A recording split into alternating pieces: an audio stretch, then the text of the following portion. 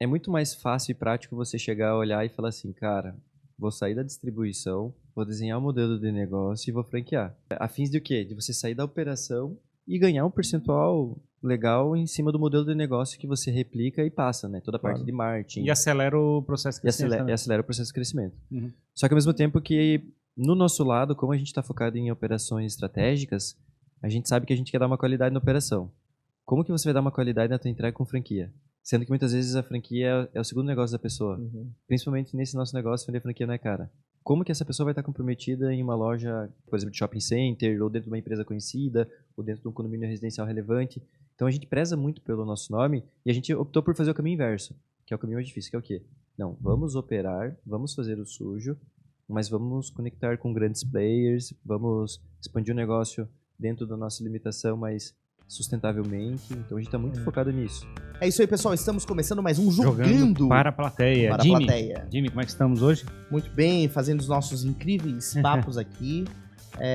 Com uma energia boa, né? Uma energia legal. Papos de 2 horas agora ou não? Papos de 2 horas, 3 horas. O que vier, a gente Não, mata não. no peito. Que A gente responsa, hein? Pois é, a gente tem que segurar um pouquinho, não pode ficar batendo papo de 3 horas, né? Né? O pessoal diz que a gente só conversa, né, Ferrari? Sabe que isso é trabalho? Pois é, né?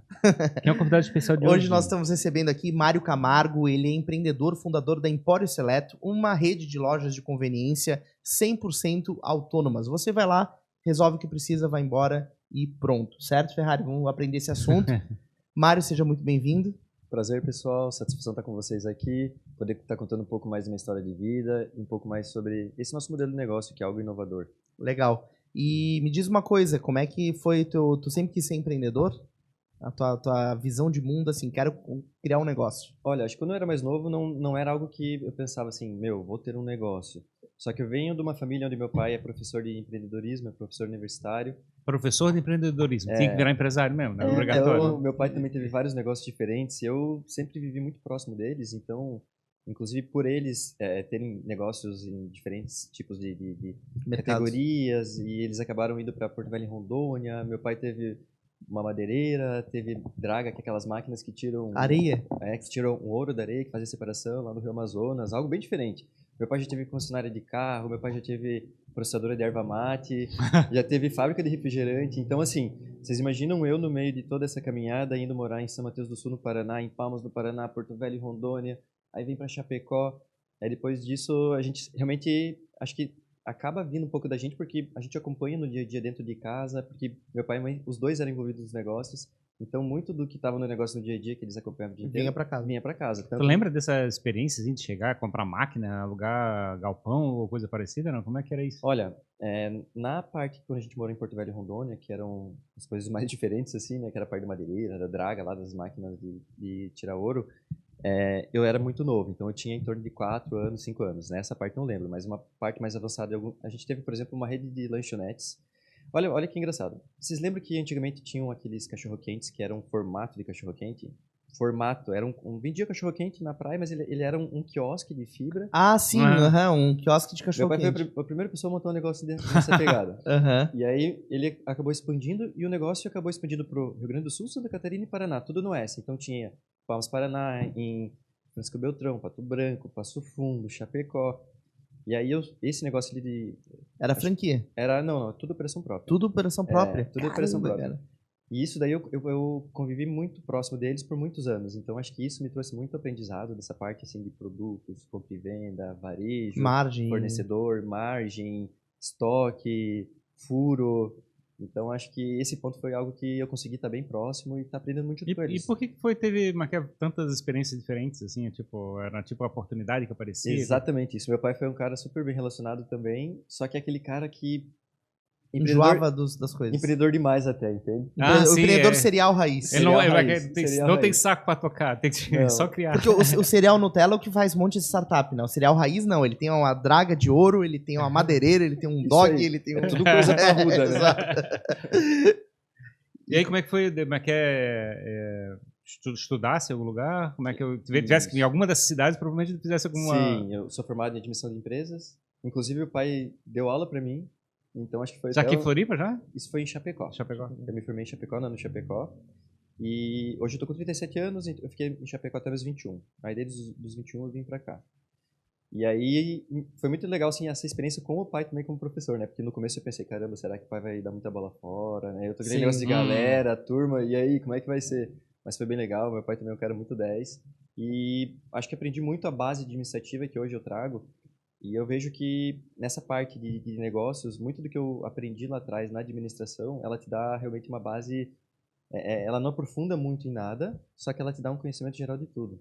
E eu acho que isso, junto com vivência, com feeling, acaba te dando uma base legal para te conseguir construir coisas, né? Tentasse fazer uma hamburgueria? Não, hamburgueria não. Não, Porque teve uma época que deixou de hamburgueria na exato. cidade, né? não, meu pai e minha mãe também tinham bastante problema, cara, com controle, principalmente antigamente que não tinha tanta essa parte de sistema. Então eu falei, não, esse é um negócio que eu pelo menos não quero. Porque cachorro, eu lembro que cachorro quente era mais antigo, assim. né? Imagina 5 mil salsichas perdidas por mês, né? Não, Que compraram e louco, sumiu. Tá louco. Como é que vai controlar o estoque disso daí? Sim, né? Como é que vai Imagina. como é que vai contar a batata palha que tá na loja? É. Pra saber se as pessoas de fato estão. Porque tinha muito furo, tá? Coisas Ah, assim imagina, que vocês né, não cara? imaginam que era, por exemplo, as pessoas sabiam que a gente contava mediante a pão e a salsicha. O que eles faziam? Eles traziam batata palha. Eles sabiam que a gente contava, eles traziam de fora e colocavam um produto de menos qualidade E pegavam de boa e qualidade. pegavam de boa Que qualidade. crueldade. Caramba, cara. Ainda queimavam a imagem da empresa. Putz, Mas é sacanagem. louco isso. Eu teve uma amiga minha que teve franquia também dentro de shopping, loja, assim, que é uma operação que é pra ser redonda, já formatada. E ela tinha um monte de problema com roubo de carne, roubo de talher. Então, a operação de alimentação tem muito problema, né? Tem porque eu acho que assim, quando se lida com muito operacional, acaba que as pessoas às vezes têm uma necessidade, tem problemas que a gente nem sabe que passa do outro lado. Tem pessoas que têm uma índole, beleza, mas tem pessoas que realmente têm uma história muito Sim. triste por trás e acaba que isso acaba influenciando em algumas atitudes. Então, a gente às vezes até fica triste porque são Claro. pessoas boas, mas que em virtude de outras coisas ou de uma má educação, então a gente não tem nem Como é que como é? culpar muito, sabe? Se vende de forma barata, assim, tipo, com Isso, coisas isso. bobas e coisas assim, né? Porque na realidade a imagem da pessoa vai pro pau num valor pequeno. Tipo, E ela não tem essa visão, né? É. Infelizmente. Então, Tá, mas aí tu quer Qual foi o sair... teu primeiro negócio? Pois é, eu assim? fiquei imaginando, sair da faculdade e já foi fazer um negócio? Então, daí eu, 21 anos, vim para Florianópolis com meu pai e com minha mãe e tudo mais. Eles também vieram para cá. Meu pai já queria, eles estavam com tempo querendo vir para o litoral e tal. E aí eu vim para cá, não trabalhei durante um ano ainda, fiquei numa vida meio, eu falei, não, vou aproveitar um pouquinho Floripa e Aham. tudo mais. Curtir. Foi surfar, então? Não, 21 e aí fui 21 morar anos, né? no Havaí. É? No Hawaii. Aí fui morar lá no Hawaii, morei quase um ano lá, tive uma experiência super legal. Então lá trabalhei aqueles trabalhos americanos que a gente Sim. vai e faz um pouco de tudo, né? Aqueles hotéis e coisa assim? Isso, limpava casa, trabalhava dentro de restaurante. Fazer entrega. Trabalhava dentro de uma chácara também que a gente ficava limpando, tipo caseira, assim. Isso aqui, tipo, várias experiências, né? Mas isso é muito legal porque essas experiências e esse fato de você, por exemplo, ir para uma zona fora da tua zona de conforto, né? Então você tem que criar amizades, você tem que criar a tua oportunidade. Pai e mãe falaram, olha, deu o que a gente ia fazer para ti aí, tá feito, de agora em diante tá contigo a bola. Então acho que a partir do momento que você vê, não, agora é comigo, e você tem que realmente construir a tua direção, o teu futuro, se sustentar lá fora, você começa a realmente olhar e tentar realmente buscar a direção de tudo, né? E quando você eu sei que tem até um estudo, né, que fala que quando você sai da tua zona de conforto, quando você mora em outra cidade, o teu cérebro, tudo ele avança muito mais, porque tá toda hora tá se desafiando e tem que realmente estimular, você tem que estar pensando em conectar com pessoas, em buscar oportunidades, saber onde você compra coisas. Então eu acho que isso é um ponto bem legal do intercâmbio, né, que você faz você realmente buscar novas oportunidades, você tentar sair fora da tua casinha, você sair da tua comodidade, do teu estado atual ali, para realmente fazer acontecer, né? E fazer acontecer num lugar onde você não consegue se comunicar com as pessoas é muito difícil. Imagina. Então acho que é uma soma de coisas que que ajuda muito com o desenvolvimento da pessoa como um todo, né? Mas chegou a empreender lá, não, né? Cheguei a empreender lá, sim. É? Olha que legal. Lá a gente tinha um amigo meu que ele tinha um contato com compra de coisas da China, né? E a gente montava umas barracas em volta do estádio de futebol americano lá no Hawaii. E aí, sabe aqueles bonés do Red Bull, Monster, Sim. que tem etiquetinha? Aham. Aqueles... Aquela etiquetinha holográfica, assim. Holográfica, isso aí. Esses bonés, eles custam, lá nos Estados Unidos, na época, eles custavam em torno de 15 a 20 dólares cada um, tá? E a gente conseguia comprar uma réplica idêntica Pirata. idêntica da China por 7 e pouco. Metade do preço. Metade do preço. Só que tinha que trazer. Só que tinha que... Não, com entrega. Já entregue. Já entregue. Ah, então tava... Tava a margem bom, era boa. Tá bom. Então a gente ia pra feira, montava, depois montava a nossa... Então a gente pegou um alvará, uma licença lá, e a gente montava a nossa barquinha. Cara, eu tava tirando em torno de 300 e poucos dólares por dia, Caramba. e isso entre montagem e venda. 3 vezes na semana. Então, Sim, pô, era uma grana era boa. uma grana boa, Aham. principalmente pra época lá também, então Sim. foi algo que eu falei, caramba. E aí meu visto tava vencendo, né? E aí minha mãe começou a me pressionar. E eu pensando, caramba, será que eu, Tô fazendo grana aqui. será que eu tá? insisto aqui, fico na ilegalidade ou volto pra lá? E aqui tem todo o nosso... esse fato tá próximo da família, o Brasil, a alimentação, sabe? A comida aqui, os amigos, a alegria do povo brasileiro. Acho que Havaí também é caro, né? É caro, sabe? O custo de vida é caro. E a energia, assim, do povo brasileiro, eu falei, cara, lá tava legal, mas acho que como experiência foi muito bom, mas aqui, realmente, na minha visão, assim, eu considero uma vida melhor, assim, em vários pontos. Assim, uma balança, né? Considero uma balança. Chegasse a conhecer bem lá, não? Conheci bem. Teve agora um incêndio, né? Que pegou uma ilha lá, pegou fogo e Você tudo. viu? Sim. Já tem 100 mortos e 1.000 pessoas que não foram encontradas, e provavelmente essas 1.000 não encontradas, boa parte delas também estão mortas. Que Né? loucura, né? Muito louco. Eu tive presente lá, pessoal, eu não sei se vocês lembram que lá em 2004 teve um terremoto muito forte. Tsunami. Mas dele atingiu o Chile, olha isso. E aí a gente tava de sábado para domingo fazendo um churrasco com a turma, tipo 1h da manhã, e no outro dia a galera ia surfar, todo mundo animado, e de repente começou a surgir uma notícia na televisão. Eu tava vendo televisão, e aí veio, pum. Depois de 18 anos vai estourar o alerta de tsunami, tem um tsunami vindo pro Hawaii, não sei o quê. Cara, foi o tempo de a gente colocar as coisas para uma caminhonete, subir pro morro lá. A gente tem uns vídeos em qualidade ruim ainda, né? Porque é de 2004, mas... E aí a gente teve que subir o morro lá e, de fato, 6 horas da manhã em ponto, cidade inteira escutando, daí todo mundo a gente leva de longe, assim, movimentação na cidade, mercado sendo saqueado. Foi uma loucura, cara. Não, foi uma coisa bem real. E aí a gente ficou... Mas o morro, vocês foram pra um mato, assim? É um morro, lá tem muito morro, né? Porque o Hawaii A ilha é vulcânica, né? vulcânica. Mas pararam em cima o carro e ficaram dentro do carro esperando a coisa acontecer. Isso. E aconteceu alguma coisa?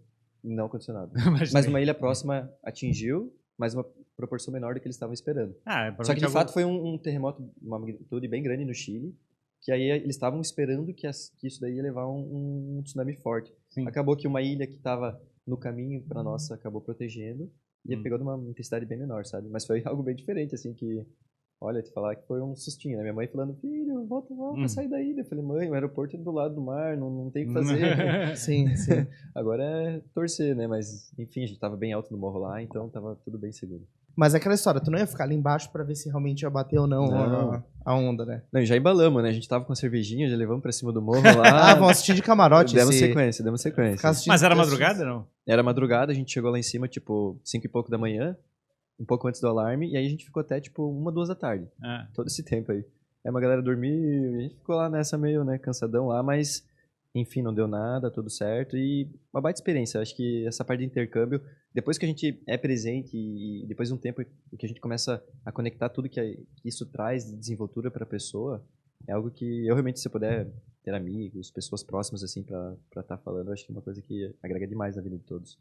Quando tu voltou pro Brasil, decidiu voltar, tu chegou com a cabeça de, cara, vou vender boné do Red Bull, ou vou abrir outro negócio, ou não quero mais saber de empreender, ou tenho uma grana para viver um tempo? Então, eu voltei com uma grana bem curta, na verdade, né? Porque lá a gente aproveitou antes de voltar para cá para comprar coisas, né? Se eu tivesse que vender o Lamborghini, então... Falei que não era pra contar, né, cara? Não, mas assim, lá muitas das coisas eu acabei comprando em relógio, roupa, porque a gente sabe que aqui era mais caro, então acabava sendo um investimento bom, né? Na época o dólar também não estava tão alto como está hoje, então foi que eu acabei botando um pouco de dinheiro. E aí que veio, acho que uma parte legal assim da minha história, porque eu sou formado em administração, venho de uma experiência legal de família, acompanhei muita coisa, tive essa experiência lá fora, então acabei pegando um inglês relativamente avançado, assim, eu fazia curso de inglês e lá no Hawaii acabei ficando com inglês bem legal. E aí eu falei, agora eu vou me colocar no mercado de trabalho, bora. Só que o que acontece? Eu estava com quase 24 anos, 23 anos e pouco, e eu não tinha experiência. Então, quando eu estava com 18, 19 anos, sempre tive uma condição super boa, assim, meu pai e minha mãe conseguiram me proporcionar uma qualidade de vida assim muito legal, sempre fiz cursos, né? Só que no momento de experiência eu não tinha. Então eu falei, cara, e agora? Daí eu pensei, vou eu atrás de uma oportunidade. Aí comecei a olhar em jornal. Aí comecei a olhar no Diário Catarinense, eu falei, caramba, Assinalar vagas. isso aí. Claro. Nesse isso aí, caso era isso procurar aí. emprego mesmo. Emprego mesmo. Por quê? Porque meu pai e minha mãe, eu falei, cara, a partir desde quando eu fui no Hawaii, eu coloquei uma coisa na minha cabeça, eu falei, agora a minha vida é comigo, independente do que for, eu vou tocar ela e Matar no peito. matar no peito e sem interesse de ninguém. E eu coloquei isso na minha cabeça e falei, é isso que eu vou buscar. E aí eu fui no jornal, olhei e eu vi que tava as oportunidades, por exemplo, que tinham mais estratégicas, eu não tinha experiência e eu não estava conseguindo entrar. E eu falei, eu vou ter que começar do operacional mesmo. E aí eu estava tentando achar alguma coisa que eu aproveitasse meu inglês, porque era algo que eu estava fresco. Que era diferente, né? E para a época, lá antigamente, não tinha tanta gente, tantas Aham. pessoas que acabavam falando inglês, um inglês bom. E aí tinha um hotel nos ingleses que estava em busca de uma vaga de recepção. Uhum. Recepção. E aí eu falei, cara, bora lá, vamos nessa. Aí cheguei nesse hotel, comecei no horário da manhã, que é um horário intermediário ali, que ele começa, acho que era 7 da manhã e até 2 da tarde, se não me engano. E comecei a trabalhar, e aí ele comecei a desempenhar bem a função e tudo mais. Aí vi que a gerente do hotel falou assim, pô, Mário, tá legal, a gente tá vendo que você tem feeling e tal, a gente vai te jogar pra tarde, porque a tarde era só mulher. Porque eles tinham dificuldade com homem, que não sabiam tratar, ou trabalhar com as outras recepcionistas, não Sim. respeitavam e tudo mais. E eles viram que eu era um cara com uma postura Centrado, muito não. legal, centrada, bem focado. E falaram, tive uma promoção, entre aspas, né, Sim. da tarde ali. E aí eu fui à tarde, comecei, fiquei acho que 3, 4 meses no hotel, daí eu falei, caramba, né, acho que eu posso, agora que eu já estou trabalhando, já estou recebendo dinheiro aqui também, galgar novas oportunidades. Aí comecei no jornal de novo a olhar e tudo mais. Aí tinha uma empresa que o nome é NEC Plus Ultra, que é a NPU aqui de Florianópolis. Quem são eles? Eles são uma empresa que eles fazem uma consultoria do Cienge, que é um dos maiores RPs aí da Softplan, Uhum. que hoje é um dos RPs líderes da construção civil. Sim. E hoje, boa parte das grandes construtoras aqui do nosso litoral catarinense, Santa Catarina, do Brasil, usam ele. E aí fiz um teste, e lá foram 2 testes, uma prova e tudo mais. Graças a Deus passei, e aí eu falei, pô, que legal, vou começar a fazer algo na parte de tecnologia, que era algo que eu sempre achava que tinha futuro, mesmo lá atrás. E aí foi um ponto muito legal, sabe, né? Porque aí eu comecei realmente a me desenvolver de verdade. Lá, qual que era o ponto? A gente tinha um software de construção civil, onde eu trabalhava na área, toda a área de suprimentos e de engenharia, porque o sistema era dividido em módulos, né? Então, tinham várias partes. E a minha parte era engenharia de suprimentos. E a gente passava uma semana dentro de uma construtora lá em Joinville, uma semana dentro de uma construtora em Lages, em Balneário Camboriú, Pascoaloto, Riviera, aqui em Florianópolis também várias construtoras bem conhecidas. E o que eu achei legal disso? Cada construtora tinha o seu modo operante, tinham as pessoas que estavam lá dentro que tinham o seu modo de agir, tinham diferentes estruturas, e eu tinha que chegar com a minha didática e me encaixar naquele contexto. Isso foi muito legal, porque eu acabei quebrando todos os recordes de subida de nível da empresa, só que eu não entendia direito o sistema. Tudo na base de elogio espontâneo de cliente. Caramba. Olha que legal. Então, cara, eu chegava nas construtoras assim, ó, eu acabava que eu era líder de pessoas, só que eu entendia menos do sistema do que elas. Eu acabei ficando líder em 6 meses então eu acabei quebrando 3 níveis na parte de consultor e acabei virando líder dessa área de engenharia e suprimentos. E tudo na base realmente de empatia, de conversar com o outro, de fato entender o que a pessoa quer, porque acho que muitas das pessoas elas acabam, quando você tem uma direção, você acaba tentando falar e direcionar aquilo que tem na tua cabeça. Mas você tem que entender, de fato, qual é o problema que ela está querendo resolver e focar na dor dela. Então, acho que eu via que eu era muito bom nisso. Eu entendia, de fato, qual que era a dor da pessoa e eu focava em ajudar ela em resolver. Então, acabei tendo essas promoções, aí o dono da empresa mesmo falou, cara, vou começar a te levar para viajar junto comigo, e aí o negócio foi indo. Depois disso, eu tive um convite para trabalhar em uma grande construtora aqui de Florianópolis. Acabou que eu virei gerente operacional e gerente de engenharia, sem conhecer a parte de engenharia também. E aí, tudo na base realmente do feeling, relacionamento. Sempre fui um cara extremamente comprometido. Assim, ó, nessa construtora, por exemplo, em 2 anos e meio, eu faltei um dia. Eu tava doente que eu falei, cara, hoje não dá. Não tem como mesmo. Mas eu não... negócio de horário, cara, eu sou aquele cara pontual, extremamente pontual em tudo. Se eu não chego no horário, é uma coisa que me incomoda, sabe? E aí nessa parte da consultora foi muito legal também, porque eu comecei a me desenvolver lá, e de repente eu fiz curso do PBQPH, que é a ISO 9001 das construtoras. Acabei virando consultor, comecei a implantar ISO em outras construtoras no final de semana, coisa que não tem nada a ver com o meu perfil, e foi me levando, e de repente era legal, e comecei a fazer um dinheiro legal, aí comecei a receber outros convites, e aí, meio tudo isso, eu tinha um amigo meu também, que é o João Pompeu, na época, ele, inclusive aqui da iMobile, que eles estão aqui eles têm empresa aqui no Primavera, né? Uhum. E ele estava no início da ideia da iMobile, da empresa dele, e, meu, ele estava realmente na parte da idealização do negócio, né? Ele falava, pô, Planeta Atlântida, muita fila, tem que dar um jeito de melhorar isso. E na época, a parte do sistema era tudo ficha de festa junina, né? Aquelas coisas que não tinham Sim. controle. Para fechar o caixa, todos os caixas tinham que esperar 2, 3 horas, porque tinha que contar tudo. Aí tu falou, controle, já vi esse problema na batata palha. Não, de controle eu já entendia bem. E aí o João, ele realmente já vinha de uma família empreendedora, o tio dele é do desbravador de software de hotéis e tal. E aí ele realmente levou a ideia para frente, foi atrás de um investidor, aporte, foi para São Paulo, começou a desenvolver o negócio lá. Quando ele começou a ver que o negócio estava alavancando, ele falou, cara, tem uma oportunidade aqui, se quiser vir para cá e tal, vamos me ajudar a desenvolver as coisas aqui. E eu estava já 2 anos e meio na construtora, eu já estava me sentindo limitado. E eu estava no momento onde eu estava no meu auge, e eu estava me sentindo limitado. E eu sempre senti esse negócio de querer mais porque eu sinto que eu posso mais. E eu falei, cara, tenho que ir São Paulo, né? São Paulo, vamos embora, né? Vamos ver o que vai desenhar lá e vamos fazer tocar. E aí no começo, a gente até dividiu a mesma cama, assim, colocava um travesseirão no meio, assim, num flat. Um dorme pra baixo, outro pra cima. E aí fomos fazendo as coisas acontecer, e aí eu já peguei um flatzinho pra mim. Aí no começo, ele tinha um sistema de automação de vendas, né? Então, por exemplo, tinha o Villa Country, Espaço das Américas, que já eram grandes casas lá de São Paulo. Então, imagina um evento lá com 60 caixas, vamos supor, 40 caixas fixos vendendo bebida e 20 ambulantes. Você tem que chegar com 60 celulares, 60 impressoras. Tudo, antigamente não é a tecnologia de hoje, né? Sim. Então você tinha que conectar no Bluetooth, Rede e tal. IP do equipamento, dar o treinamento para todas essas pessoas, chegar 3 horas antes do evento, sair 2, 3 horas depois que o evento acaba, acompanhando todo o fechamento, levando os equipamentos embora. E eu, nessa época, eu tava, mesmo depois de eu ter galgado bastante coisa, eu falei, cara, vamos voltar a estaca zero, vamos voltar pro operacional, porque é no operacional que a gente prende a essência da coisa. E ali, como era um negócio que estava sendo desenvolvido, eu falei, vamos, eu sou o técnico, vamos pra cima.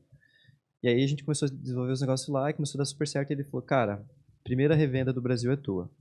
Aonde você vai querer? Aí, eu nunca tinha ido pro Rio de Janeiro. Só que no mesmo sentimento que eu tinha ido pra São Paulo, eu falei, cara... Rio de Janeiro. Rio de Janeiro, né? Vamos lá. Se ele tá em São Paulo, onde teria um potencial gigante aqui de crescimento e de oportunidade. Eu acho que o Rio de Janeiro, depois São Paulo... Seria o número 2. Seria o número 2, porque Claro. era muito foco em evento, Claro, em festas, sim. casas. Fui pro Rio de Janeiro, sem nunca ter conhecido nem nada. Então aí alugamos um apartamento lá, comecei morando no Recreio, depois na Barra, e aí começamos a desenvolver. Cara, lá foi uma experiência muito legal, porque eu consegui abrir todo o mercado lá. Cheguei no Rio de Janeiro, onde as pessoas eram totalmente desconfiadas, principalmente do carioca. Sim. E a gente chegava, por exemplo, com uma imagem do Sul, que lá era super bem visto, com um sistema que já estava rodando em casas relevantes. Conseguimos abrir, por exemplo, eventos da Globo, Marina da Glória, Jockey, Baile da Favorita, fizemos Rock in Rio, Rio 2016. Caraca. Toda essa época eu tava lá. Como é que é o nome da empresa? Essa aí? iMobile. iMobile. Isso. Tu tava trabalhando para ele? Isso, eu era um revendedor. É uma revendedora. Isso, eu era um amigo do cara que fundou. Eu era amigo aqui em Florianópolis, que começou do nada, e ele foi pra lá, e eu apoiei ele na ideia, e aí ele me abriu uma oportunidade de ser o revendedor no Rio de Janeiro. Mas aí tu passasse pra um papel mais de comercial, vamos dizer assim? Porque teu papel estava mais operacional. Então, no começo eu fazia tudo também. Então, nos primeiros eventos não tinha nem técnico, era eu mesmo. Eu vendia e ia lá entregar. Fazia tudo, do início ao fim. Só que acho que isso é importante, sabe? Principalmente no começo do negócio, porque o sistema, principalmente a tecnologia, quando está no começo, ele tem muita coisa a ser ajustada. E se você não tem um respaldo muito bom, no momento ali, imagina um evento que fatura R$200 mil e começa a estar produzindo todos os equipamentos. Sim. Você tem que ter jogo de cintura, sabe? Não que de fato deu um problema aqui muito grande, mas sempre tinha algum probleminha ou outro. Então a gente sempre tinha que dar um respaldo bem grande numa operação delicada, né? Você imagina, por exemplo, olha coisas assim que foi bem diferente. Eu fiz um evento dentro de uma escola de samba no meio da favela, onde eu chegava com bora preto, com placa aqui do Sul, com uma maleta de metal cheia de equipamento, entrava, acompanhava todo o evento e ainda recebia, vamos supor, 1.000 e poucos reais em dinheiro e ia embora às 5, 6 da manhã, no meio da favela. Sim. Então, lá, assim, ó, eu passei por muita coisa que foi legal, assim, pra mim, graças a Deus não aconteceu nada comigo também, né? Porque a gente sabe que lá tem um perigo muito grande, mas... Mas não é muito diferente do Havaí, né? Imagina. Mas foi uma coisa, assim, que foi muito legal pro desenvolvimento, assim, pessoal e O jogo de cintura, jogo tu de aprender cintura, e a o se carioca, virar. o malandro também, Sim. e você sair, pô, evento na Lapa, é lá no centro. Você imagina em um dia, você tem que coordenar, por exemplo, 8, 9 eventos diferentes, com diferentes horários de início e fim, e você tem que atualizar os equipamentos, você está atrelado com técnicos, bobinas, cadastro de produto, foto, cardápio, sabe? É uma operação bem dinâmica, cara. Nossa. Esse negócio de chegar e ir pra uma outra cidade no meio do nada não, mas Rio de Janeiro, tudo bem. Mas chegar e se posicionar em outro lugar, numa outra cidade, não te dá um frio na barriga, assim? Ou como é que é a tua experiência dos teus pais lá de ficar trocando de cidade? Eu acho que foi isso que me te dá uma bagagem, tirou... o medo de fazer isso, né? Foi tanto que assim, ó, até, olha o ponto, tanto que a gente tava daí no Rio de Janeiro, as coisas começaram a fluir bem, e acabaram entrando outros amigos que investiram, e a gente abriu daí uma revenda em Belo Horizonte, aí fui morar em Belo Horizonte. Tipo, tu era o cara que abriu o mercado da... Eu era sempre o cara que fazia essa frente inicial, né? E aí em Belo Horizonte também foi uma experiência, no Rio de Janeiro foram 2 anos e pouco, então uma experiência bem legal, durou bastante, né? E em Belo Horizonte tive uma experiência de 6 a 7 meses, aí voltei pro Rio de Janeiro. No meio de tudo isso também, um dos sócios que entrou no negócio, ele era DJ, né? É um projeto hoje super conhecido. E ele, em paralelo, me ensinou a tocar. Olha isso. E aí, em paralelo, deu muito certo. A gente tocou a primeira vez no Festival de Cinema em Gramado. E aí, em meio a tudo isso, em paralelo, eu tinha uma vida de DJ. A gente teve muito sucesso. Que a gente foi das 2 principais agências, é um dos projetos hoje, o Boss, mais conhecidos aí a nível nacional. A gente teve... Surfista do Havaí, como é que é? Especialista em... Tecnologia. Como é que é? Não, em ISO para construção civil. Eu sou PBQPH. Consultor civil, DJ, como é que é? Revenda de sistemas de automação para eventos e... E agora conveniências autônomas. O que tá faltando? E agora conveniências autônomas. Então, foi isso tudo que fez eu chegar no ponto da conveniência, né? Porque daí foi a parte da música. Mas só falar essa parte da música eu achei legal, assim. Isso pra ti era um hobby, assim? Porque assim, tu tinha que estar no evento trabalhando pra vender, para fazer a operação de venda funcionar. Aí tu, beleza, computadores funcionando, tudo vendendo, beleza, vou pro palco agora lá fazer... Como é que é pros discos lá? Não, foi na verdade, acabou dando um conflito, né? Porque Imagina. O que acontece? Os dois eram finais de semana, né? Então... Fala, calma aí que a impressora 5 parou lá, vou ter que dar uma olhada. Não, o que aconteceu? O projeto, ele acabou alavancando muito rápido também. E aí, cara, a gente tava viajando pra Norte, Nordeste, Centro-Oeste, por tudo, sabe? Tocando na Sapucaí, no Rio de Janeiro, no Carnaval, tocando Green Valley, tocando Anzu, tocando em Privilégio, tocando em Café de la Musique. A gente realmente já criou no momento assim um negócio, o projeto deu muito certo. E aí começou a me demandar muito no final de semana. E eu já não conseguia dar o suporte que eu dava antes, só que eu tinha mais 2 sócios dentro do negócio. Só que chegou um ponto que eu não tava conseguindo me conectar porque o projeto da música acabou dando muito certo. Só que a música foi algo que eu nunca me preparei. Foi algo que aconteceu quando eu tinha 27 anos, olha isso. Eu nunca tinha feito um curso, só que eu amo música. Música me faz bem, aí quando eu tô no trabalho eu escuto música, quando eu tô à noite em casa eu escuto música. Sempre a música me fez muito bem. Eu sempre gostei também de lazer, festas. Antigamente, eu era muito conectado a isso. E acabou que o negócio foi, eu amava o que eu tava fazendo ali, deu super certo, mas não era de fato o meu, sabe, o Mário mesmo. O Mário é o Mário empreendedor. E aí chegou um momento que eu falei, depois de 3 anos e meio de projeto, quando deu 2 anos de projeto, eu tive que sair. Do projeto ou da empresa? Da empresa. Quem tu escolheu? Saí da empresa porque o projeto tava realmente decolando demais. Chamava On Boss Music. On Boss Music. E a gente veio pra Florianópolis e continuamos morando aqui. Aí chegou um tempo, passou, daí eu falei, cara, eu sou o cara que acorda às 6h30, 7 da manhã, sou o cara que não gosta de dormir tarde, já tava meio cansado daquele negócio de beber no meio da madrugada, de fazer loucura e tudo mais, eu já tava com uma idade um pouco mais, tava mais maduro, né? Mas por enquanto você tava na noite, então, agora, nessa fase? Nessa fase específica, eu tava só na noite. Aí fiquei 1 ano e meio, assim, só focado realmente, porque o projeto, cara, tava realmente bombando. Música com Vintage Culture, umas coisas assim, sabe? Umas collabs, assim, bem... E hoje o projeto tá lá na Tomorrowland, tocando em Ibiza. Caramba, cara. Não, uma proporção, assim, realmente gigante.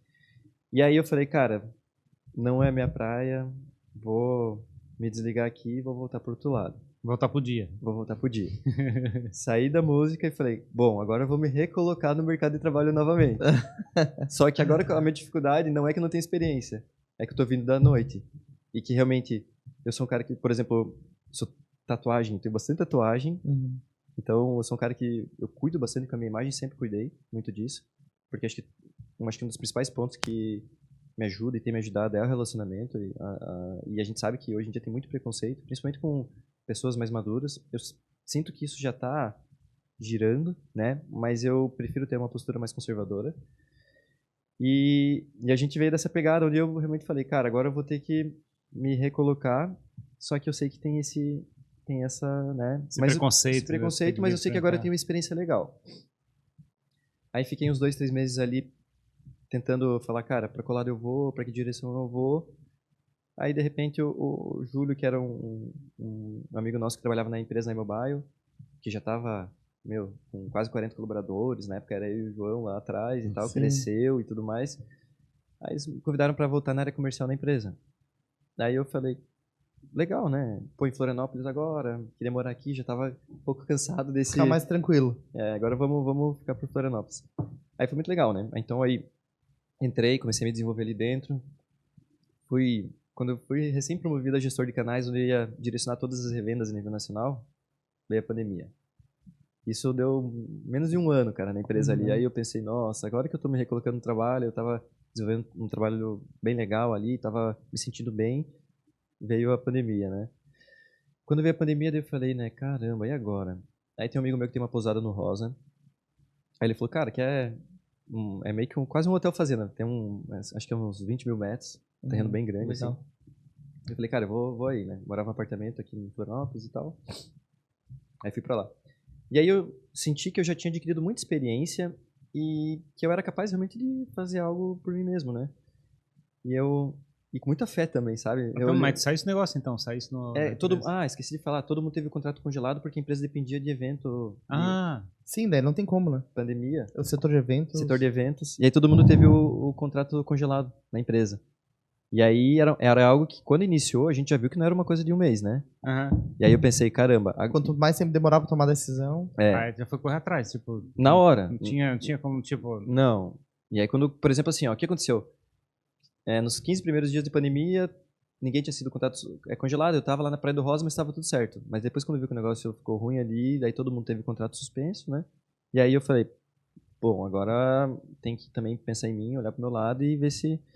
E aí nisso fiquei realmente na minha cabeça falando, cara, tem que ter uma ideia, procurar uma oportunidade, deixar algo assim que seja interessante para desenvolver, né? E na Rosa tava fazendo o que lá? Na Praia do Rosa, na verdade, como era pandemia, a gente tava isolado, meditando, né? olhando pro... Daí tinha uma piscina, a gente jogava bola, uma altinha, fazia, porque não tinha o que fazer. Sim. Não tinha. Então aí, por exemplo, eu dava alguns feedbacks, alguns retornos na empresa, porque a gente tinha contato de alguns clientes, né? Então deixava de trabalhar, mas vamos supor, se fosse somar tudo, era meia hora, 1 hora do dia, né? Então era muito mais aquela parte do isolamento, onde a gente tinha que ficar isolado. Na Rosa? No Praia do Rosa. No Rosa. No Rosa. Na verdade, em Ibiraquera, que faz parte do Rosa ali, né? É que eu fiquei num apartamento, o apartamento é mais chato. Não, imagina eu com 20 metros quadrados ali, com um gramadão, campo de futebol, salão de festa, piscina, um hotel parado ali, né? E eu acho que... Na tsunami ele tava no Havaí, na pandemia no Rosa. Isso aí, a gente tenta transformar o problema... Certo, isso aí. E aí foi um ponto assim que eu olhei, naquela época, que foi no início da pandemia, 3, 4 anos atrás, eu já era muito antenado no LinkedIn. Né? Então, o LinkedIn hoje a gente sabe que é uma baita ferramenta, ganha muita força, só que naquela época, cara, quase ninguém olhava o LinkedIn. E teu LinkedIn, ele era curioso, né? Porque se tu for pensar, as experiências múltiplas de várias áreas diferentes. Não, eu tenho até que filtrar e saber direcionar isso, porque senão fica uma coisa muito... exótica. Tipo assim, é muito exótica. Tipo assim, boa DJ, palavra. DJ internacional, né? É muito complicado. É tipo, se conseguir recepcionista, gerente operacional... Consultor de software. O cara olhando o recrutador, qual que é desse cara? Acho que esse cara não tem foco, hein? Mas... E aí, eu vi um novo segmento que estava iniciando um movimento em São Paulo com operações de mercados autônomos. Na pandemia, daí eu falei, caramba, uma compra sem contato físico. E a gente já estava acompanhando na TV que esse negócio da pandemia ia durar mais de um ano, já estava com expectativas assim que não ia ser uma... Eu falei, cara, tá aí uma oportunidade. Aí é um negócio que eu consigo desenvolver, é uma ideia legal, tem a ver com automação, que é a minha área, tem a ver com varejo, que eu tenho um pouco dessa experiência com venda de produto da minha família, e eu acho que é uma boa ideia, porque daí eu comecei a pensar. A ideia inicial assim, do cara que olha, né? Eu pensei, olha, então não paga aluguel da loja, não tem funcionário na loja, loja sem contato físico para pandemia, parece ser um modelo de negócio interessante. E aí comecei a avançar, estudar, fomos avançando, e aí amigos meus que eram desse outro negócio também entraram investindo no... que eram da revenda desse outro negócio, acabaram investindo nesse negócio também. Junto comigo, a gente entrou, desenvolvemos o negócio, e o Só que negócio... dessa vez a ideia foi tu que deu, então Eu que inverteu sou o jogo. pilar, Tu é o pilar. isso aí. E aí eu era o pilar pela primeira vez, eu realmente estava à frente do... Como é que era o nome desse negócio? É o Empório Seleto. É Empório Seleto. Isso. Já nasceu com esse nome? Nasceu com esse nome. Por quê? Da onde veio o nome? Cara, foi assim, ó.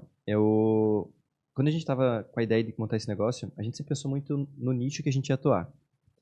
E a gente identificou que boa parte das empresas que estavam iniciando o movimento, que eram bem poucas, elas estavam focadas em atender um nicho específico. E tem um empreendedor muito conhecido, que o nome é Thales Gomes. Ele é... Isso, Easy Taxi. Ele é amigo de um dos nossos sócios. E ele tava falou para um dos nossos sócios, falou assim, cara, vai pro segmento premium. Vai, porque não tem ninguém especializando nisso. Lá você tem mais margem, menos índice de produtos não pagos. Então o teu risco é menor, é uma operação onde as pessoas realmente pagam pela comodidade. É mais honesto. E faz mais sentido para as pessoas pagarem pela comodidade.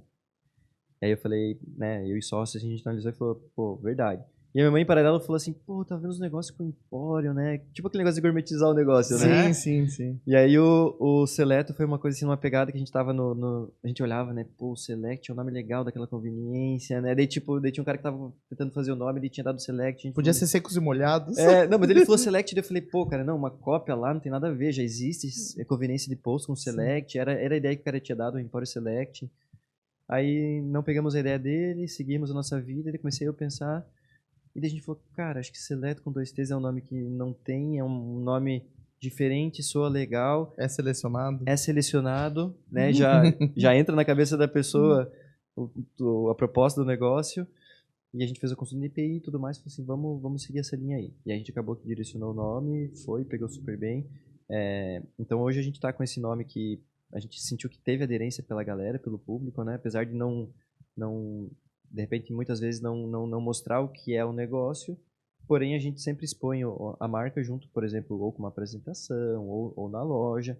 Então as pessoas realmente, acho que vi que elas conseguiram já associar muito bem. E como é que ele opera, então? Ele tem uma série de produtos que foram selecionados, fica em exposição? Isso, o que acontece? Vocês lembram que tem aquele negócio que são as vending machines, né? Sim. Que eu acho super legal. Eu já tive muita tem uma vontade de ter aquele espiralzinha negócio. que fica girando para tirar o produto e ele cai lá embaixo, tem que enfiar a mão naquele negócio que não sabe se vai se machucar ou não. Eu sempre tive vontade de ter milhares dessas, assim, ó, gerando moedas, assim, as pessoas comprando M&M's. As vending machines, elas difundiram muito, né? Então é algo que lá no Japão, hoje em dia você vê que o Japão é super líder em vending machines, então eles têm uma operação muito forte, sempre tiveram. E esse nosso negócio, ele é uma evolução das vending machines, né? Porque ele é uma venda automatizada também, só que esse negócio é o Honest Market. Então, esse é o nome da categoria desse negócio, né? Que é uma compra baseada na honestidade. Por que honestidade? Porque a loja não tem nenhum monitor e nenhum caixa, nenhum funcionário, e é tudo na base da confiança. Então, a gente entra em locais controlados, né? Então, por exemplo, dentro de condomínios residenciais, empresas, e aí as pessoas... Onde tem uma comunidade ali, né? Acho que isso é importante. Isso. Daí, na verdade, assim, no início, a gente focou muito... Eu vou chegar daí agora onde a gente avançou, que é realmente nesse ponto de comunidade. Mas no início, negócio novo, todo mundo ficava muito medo, né? Será que não vão roubar? Não vão saquear a loja inteira? Como é que botaram o primeiro? Né? Foi aqui em Florianópolis, no Plaza Mediterrâneo, aqui no Itacorubi. E foi muito legal, porque daí eles comentaram assim...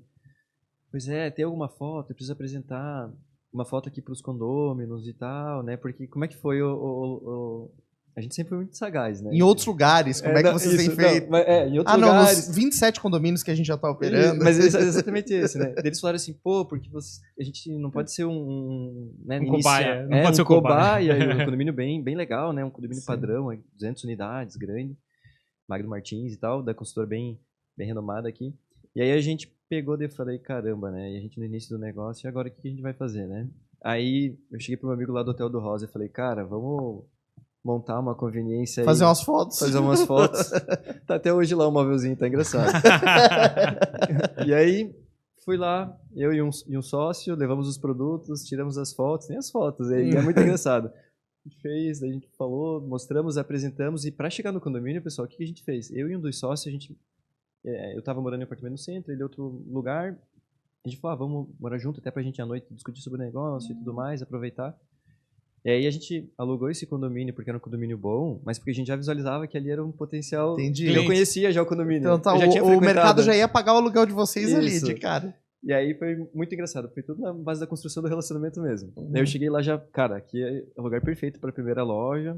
Então daí eu comecei a conviver, a me contatar com o subsíndico, com as pessoas, né? Então sempre fui o cara que sempre dei bom dia, boa tarde, boa noite para todo mundo, mas isso espontaneamente, só que eu sempre criei laços muito fortes, entende? Tava no elevador assim, putz, eu queria tanto comprar uma bolachinha agora, mas não tem aqui pra vender, né? Não, e aí, mas olha o engraçado, cara. Daí a gente foi subindo, de repente o subsíndico, daí a síndica, de repente desapoiaram a ideia, e aí foi que a gente conseguiu montar a primeira lojinha.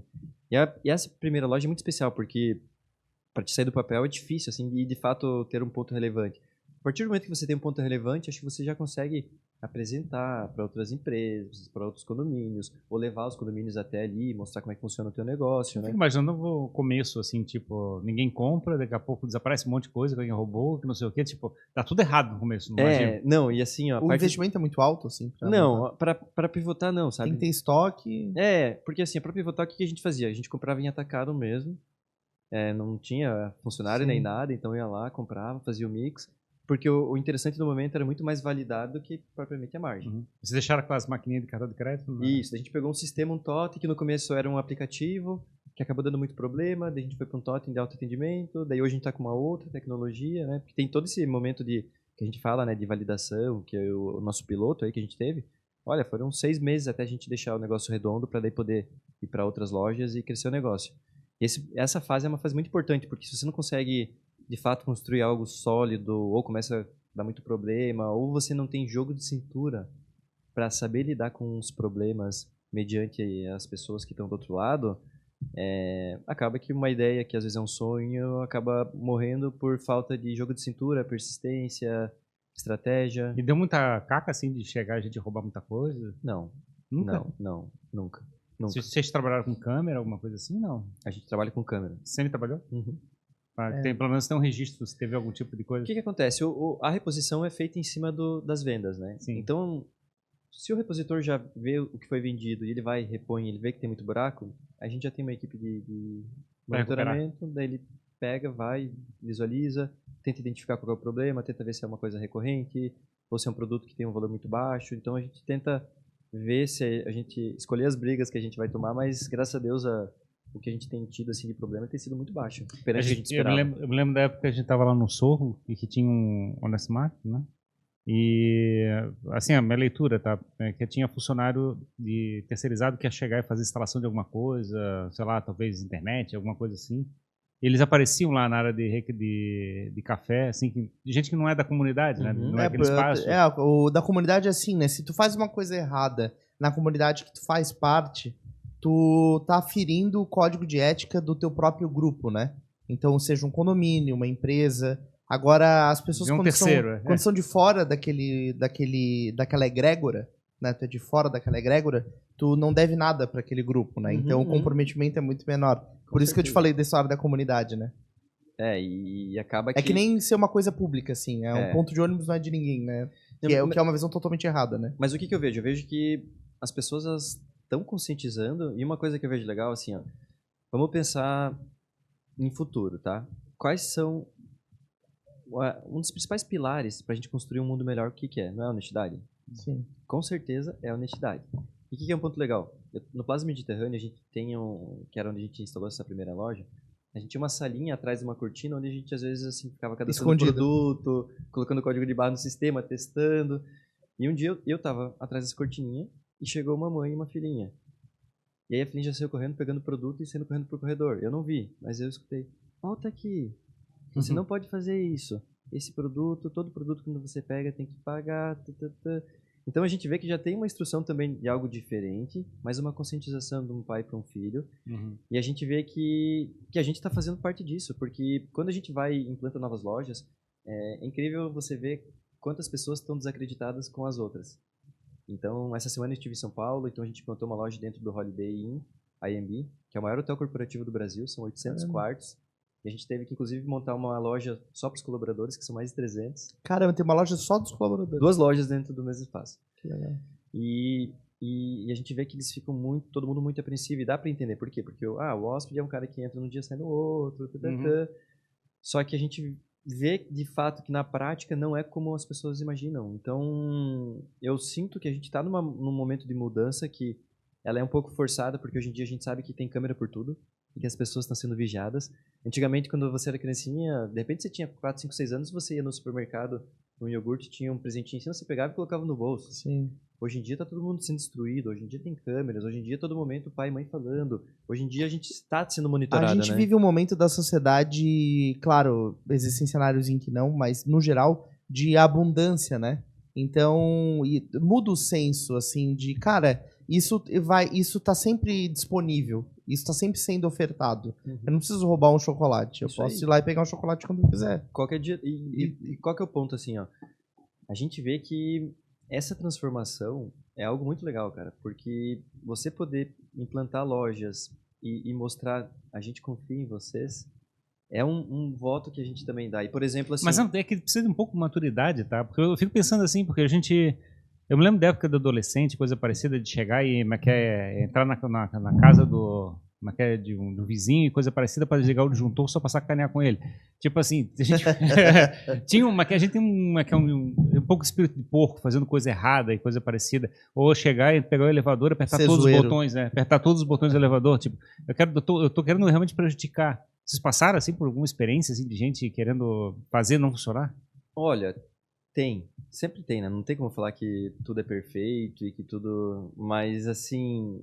A gente já teve algumas situações desagradáveis, sabe? Mas é até melhor nem comentar, porque... Mas não estimular isso. É que eu acho que... É por isso que eu falo, acho que é importante pra caramba a gente chegar e pegar as crianças e trabalhar a maturidade delas o mais cedo possível, concordo? Isso. Mas tem muita gente ainda que tem dificuldade ainda de sair desse comportamento... como é que é? Infantil, né? De chegar e fazer coisa errada. Mas assim, ó, o que acontece? No nosso negócio, ele tem uma margem de produtos não pagos que gira em torno... A gente fala produtos não pagos, né? Sim, não, produtos não Com pagos. classe, né? Ainda não pagos, ainda não pagos. Ainda não pagos. Produtos, Ainda não pagos. Produtos com pagamento em aberto há 5 anos. A pagar. A pagar. Mas a gente tem uma taxa, e infelizmente, quem paga são todos. Então a gente já embute isso no preço do produto de venda. Então não é algo que a gente tem que ficar combatendo toda hora. E a gente tenta combater quando a gente vê que é recorrente, sabe? Então a gente tenta atuar muito mais nesse nível. Só que o que a gente viu? A gente tava iniciamos em condomínios e em empresas, beleza. Aí de repente a gente pegou e pensou assim, caramba, o mercado, condomínio e empresa, estava todo mundo no momento ali quando a gente começou, daí outras empresas receberam aportes gigantescos, começaram a avançar e nós meio pequenininho validando o negócio, perdendo o mercado. A gente viu que começou, as grandes oportunidades já estavam sendo ocupadas por concorrentes e tal, e a gente falou, caramba, vamos ter que olhar um pouco fora da caixinha agora para expandir o negócio, né, com ganhar resultado, ganhar corpo. Uhum. E aí apareceu uma oportunidade no Hotel Jurerê Beach Village, né? E aí, cara, isso faz 2 anos atrás. Então a gente pensou, hotel, tenta vocês pensar assim, qual que é a primeira coisa pensando? Pô, hotel, o hóspede chega num dia, sai no outro. Sim. Os caras já pegam produto de frigobar às vezes e não pagam. Levar toalha, lógico. Levar toalha. E aí, o que a gente pensou? Arriscado. Só que daí a gente enxergou ali uma oportunidade muito grande, porque a gente viu que eles estavam nos apoiando, tinha um apoio muito grande por trás, e a gente falou, cara, acho que vale a pena a gente testar esse modelo de negócio. Porque, de fato, o hóspede também é um cara que está disposto a pagar pela comodidade, é um cara que está bem, né, É um cara que, pô, vai ver uma coisa de higiene pessoal, às vezes esqueceu, mas pô, vai barbear, uma touquinha de cabelo, né, no E hotel. fica 24 horas, né? E 24 O horas. hotel, porque o hotel não consegue montar uma lojinha e ficar operando Não. 24 horas. E aí a gente acaba ajudando até diminuindo o fluxo da iFood, porque a gente vende congelado, daí ali tem micro-ondas. Então acaba sendo muito legal, sabe? Então a gente viu que, cara, a gente tinha um receio, muito pensando nessa parte da honestidade, e aí a gente teve uma grata surpresa, onde realmente a operação fluiu super bem. E aí a gente começou a falar assim, caramba, eu acho que dá pra gente expandir um pouco mais isso e começar a olhar um pouco fora da casa onde todo mundo olha, né? É engraçado porque o negócio de vocês é totalmente baseado numa relação de confiança. E a confiança ela só existe quando pelo menos um dos lados se compromete, né? Porque daí tu coloca o outro, beleza, eu me comprometi, agora eu preciso que tu faça a tua parte também. E vocês fazem isso, né, com a comunidade. Ó, estou me comprometendo com vocês em oferecer um serviço de qualidade e eu preciso do comprometimento de volta, né? E nesse lado, ele acaba sendo em cadeia, porque o hotel acaba também, porque o espaço principal tenta se pensar como hóspede. O hóspede, ele vai no Jurerê Beach Village e ele vê Empório Seleto. Só que ele vê Empório Seleto dentro do Hotel Jurerê Beach Village. Então, além da Empório Seleto tá nessa base, nessa comunidade e dando essa confiança, é o hotel perante ao hóspede também. O Sim, sim. hotel falando assim, ó, a gente tem uma conveniência autônoma porque a gente confia em vocês. Claro, exato. Então é uma cadeia muito legal que a gente viu que funciona super bem. E aí a gente nos fez assim abrir a mente, né? Acho que dá pra gente não só focar em condomínios e empresas. Então aí o que a gente fez? A gente hoje tem o nosso escritório, temos o centro de distribuição aqui no Corporate Park. E a gente falou assim, olha, vamos montar uma loja aqui no Corporate Park aberta ao público. Vamos. A gente montou uma loja aberta ali. Hoje a gente tem uma loja onde, por exemplo, tem um porteiro que é 24 horas ali na frente, né? Ele fala que tem pessoas, sexta, sábado, na madrugada, para um carro com pisca-alerta na frente, vão, pegam um produto ali. Ontem eu tava falando com um amigo meu que tava fazendo uma reunião e ele falou, cara, um amigo meu, ele mora num condomínio aqui do lado, ele sai a pé, às vezes, sexta-noite, sábado-noite, vem, compra uma coca 1,5 litro, volta. E além do Corporate Park, hoje a nossa loja do Corporate Park ali é uma das lojas que mais vende, tem são 1.000 pessoas que circulam ali dia, em torno de 800 que trabalham, uns 200 circulantes, e grandes empresas, startups. E a loja ali tem sido um sucesso, assim, porque a gente viu que as pessoas criaram um hábito. E é uma compra onde, por exemplo, as pessoas vão no horário do intervalo conversando com o outro. Sabe aquele momento que você quer sair um pouco do teu espaço? Dá uma respirada. Dá uma assim. respirada? E eles vão, ao invés de ter um caixa, ou um atendente que fica te vigiando, monitorando, você vai com o teu amigo, você fica ali olhando a informação nutricional do produto, Sim. você fica à vontade, você fica olhando o preço com calma, sem que ninguém fique, sabe, te monitorando. E eu vi que as pessoas, elas criam esse hábito e elas gostam dessa liberdade, sabe, Hoje, agora no almoço, aí eu almoço ali no Corporate mesmo, eu tava voltando, a lojinha ali tava cheia, tinha pessoa fora e, meu, o fluxo ali realmente é muito legal, sabe? A gente vê que as pessoas aderiram demais e que são as mesmas pessoas todos os dias. Então, mas vocês estão vendo que vale a pena ter uma loja grande e poucas lojas ou ter um monte de pequenas lojas? É conveniência, né? Eu acho que assim, ó, a gente óbvio que a gente foca mais em quanto maior for a operação. Acho que Sim, imagino, porque facilita, porque tem muita logística também. Tem né? muita logística. Só que o que acontece? Se a gente tem operações pequenas, só que próximas, Já vale a pena. Faz uma rota. É o que acontece bastante. Então a gente tem bastante operação dos ingleses, locais não muito grandes, só que acaba que a gente aproveita a rota, né? Como é que é em shopping isso? Porque shopping não é nem um pouco uma comunidade, né? Não. Eu acho que shopping é pior que hotel. Porque shopping a pessoa realmente não tem identificação nenhuma quem tá lá dentro. Então, aí foi um outro passo, assim, que a gente deu Shopping é quase uma loja na rua, assim. É quase uma loja na rua. Seria o próximo passo é botar na rua. Isso aí, exatamente. Né? E aí, o que foi legal? Apareceu uma outra oportunidade dentro do Fashion Outlet e aí a gente identificou realmente que parecia ser uma oportunidade legal porque a gente viu que era... O Fashion Outlet é lá em Tijucas, aquele da Roda Gigante, e é do Grupo Iguatemi. E o que acontece? Quando você vai lá no Fashion Outlet, você vê que é tudo bem monitorado, segurança. Então, é um ambiente onde, se você for, você vai sentir que não é uma coisa que está solta, sabe? E aquilo fez a gente ter uma segurança de realmente poder iniciar uma operação e fazer um novo teste. Né? Então, vamos testar? Vamos. O que a gente sentiu? Que, por exemplo, lá em Tijucas era um lugar muito afastado, onde principalmente os colaboradores que trabalham lá tinham uma dificuldade de fazer lanche, comer coisas, com um custo-benefício bom. Sim.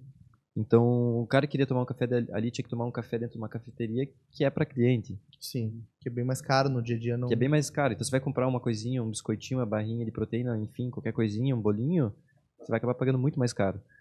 E aí a gente cria esse mecanismo, a gente dá cupom de desconto para os colaboradores, e acaba que a nossa loja é um diferencial para o próprio shopping, para poder atrair novas lojas, porque tem o mercado 24 horas, com produto de limpeza, higiene pessoal, lanche, comida, congelado, e também para o público passante em geral, né? Então é algo que ele é um circuito onde ele agrega para todos. Com relação ao custo dos produtos, né? A gente vai pensar em loja de conveniência de posto, a gente sabe que é sempre mais caro, porque é uma loja de conveniência, tu tá pagando pela conveniência, né? Mas o custo é mais elevado. Esse tipo de operação funciona nessa mesma linha, e isso garante uma boa margem de lucratividade para vocês, ou não necessariamente, assim, os preços não são tão distantes do que as pessoas encontram num supermercado. Claro, não vou dizer num atacado, né, mas... Olha, o que acontece? Essas lojas, no geral, elas não vendem tanto como todo mundo imagina, entende? E aí o que acontece? Para te conseguir arcar uma operação com centro de distribuição, com veículos, com equipe de repositores, estoquista, compras... Pra conta fechar. Para conta fechar, a gente tem que ter uma margem onde ela fica próximo de uma conveniência de posto. Só que acontece, próximo da conveniência de posto, só que dentro do teu espaço. Sim. Então, assim, é a comodidade, é a segurança, e são produtos que a gente, no nosso foco, a gente tenta entregar produto com qualidade também, que é mais ou menos o nicho que a gente sempre teve. Então, a gente entrega um certo custo-benefício, tá? Mas é óbvio que não tem como a gente disputar com o mercado, até porque, assim, o mercado trabalha em cima de volume e uma margem. Sim. Então, a conta não fecha, né? Como é que está indo o mercado, então, como é que vocês estão botando novas implementações? Como é que o processo caminha agora? Então, aí a gente está no momento onde a gente está com a operação aqui em Santa Catarina, no litoral, né? Então a gente tem lojas aqui em Florianópolis, em São José, na Palhoça, em Tijucas, em Balneário Camboriú, em Itajaí. A gente iniciou uma expansão para Curitiba. Estamos também em São Paulo, capital, também com uma operação onde a gente já está com 5 lojas. E estamos muito focados nessa expansão, nesses pontos aí, né? Então a gente tem várias novas lojas para serem implementadas. A gente está segurando até a onda porque tem muita coisa, muita operação e quando se fala em revendas em outras cidades, isso eu entendo, né? Exato, Isso eu exato. entendo. Quando é que tu vai pro Rio É aí? que eu fico imaginando, porque muitos negócios que envolvem operação e coisas assim, usa o modelo de franquia e coisas assim. Você está fazendo operação própria em todos os lugares. Esse é um ponto, né? Porque no nosso negócio, o que acontece? É muito mais fácil e prático você chegar, olhar e falar assim, cara, vou sair da distribuição, vou desenhar um modelo de negócio e vou franquear. Concorda? Só a fins de o quê? De você sair da operação e ganhar um percentual legal em cima do modelo de negócio que você replica e passa, né? Toda a parte de marketing. E acelera o processo de crescimento. E acelera o processo de crescimento. Uhum. Só que ao mesmo tempo que, no nosso lado, como a gente está focado em operações estratégicas, a gente sabe que a gente quer dar uma qualidade na operação. Como que você vai dar uma qualidade na tua entrega com franquia? Sendo que muitas vezes a franquia é o segundo negócio da pessoa. Principalmente nesse nosso negócio, vender franquia não é cara. Então, como que essa pessoa vai estar comprometida em uma loja que é importante, por exemplo, de shopping center, ou dentro de uma empresa conhecida, ou dentro de um condomínio residencial relevante? Então a gente preza muito pelo nosso nome e a gente optou por fazer o caminho inverso, que é o caminho mais difícil, que é o quê? Não, vamos operar, vamos fazer o sujo, mas vamos conectar com grandes players, vamos expandir o negócio dentro da nossa limitação, mas sustentavelmente. Então a gente está muito focado nisso. Até porque também se a pessoa chega lá, não, fui uma vez não tem o produto, foi outra vez não tem, ela já não vai mais, né? Tem essa responsabilidade também, né? Isso. A pessoa fala, não vou lá, nunca tem nada. Então... O desafio é esse, por quê? Porque a loja, ela é uma loja onde não tem uma grande quantidade de produtos. Então às vezes uma pessoa vai lá e ela rapa tipo 3 fileiras. Isso, E às vezes vai outra pessoa e fala assim, pô, o mercadinho tá furado aqui. Tá desfalcado. Tá desfalcado. Só que é algo que a gente tem que realmente tá muito em cima. E realmente, na parte da expansão, a gente tem que cuidar, porque se a gente perder o controle do negócio e não poder estar em cima de tudo, acaba deixando o cliente... Imagino se é uma operação centralizada, imagino que você deve ter, centralização de câmeras, controle de distribuição a nível nacional, quer dizer, tem toda uma inteligência, uma central de controle uma de todas central as de lojas. controle para fazer isso funcionar. Você Abre o vai lá. notebook e vê todas as lojas, o que tá acontecendo. Tem até uma brincadeira nossa de sócios aí. É um cara fica olhando toda hora as vendas, quanto vendeu aqui, até Curitiba, São Paulo. É muito legal você acompanhar a evolução do negócio, estar próximo. A gente tem esse painel onde a gente acompanha um gráfico de todas as lojas no momento real. E a gente tem Recebe um SMS para cada lolo que é vendido, né? Nossa. Aí fica louco, hein?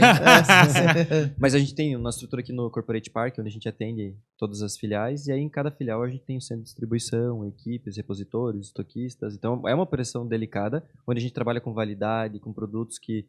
Verdade, tem que cuidar disso. Tem esse ponto também que é bem importante. Eu me lembro da briga dos Mega, né? Os Mega eram disputados, né? Aquele sorvete, aquele Mega. Exato, lá direto, o sorvete Mega não ficava.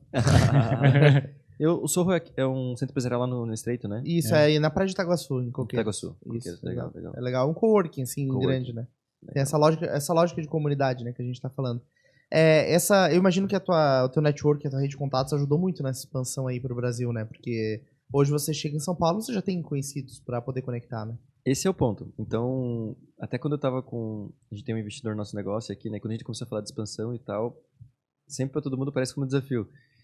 E eu criei todo o meu relacionamento morando em São Paulo, me desenvolvendo no Rio de Janeiro, em Belo Horizonte. Tocando pelo Brasil, pelo mundo. E com a música também. Porque com a música você acaba fazendo relacionamento. E como eu sempre fui um cara de relacionamento, então antes de tocar, quando a gente estava no camarim, a gente estava conversando com os donos de festa, que conheciam várias pessoas, que a gente acaba se aproximando, que eram pessoas super relacionadas. E geralmente pessoal com dinheiro, né? Sempre envolvido, realmente envolvidos.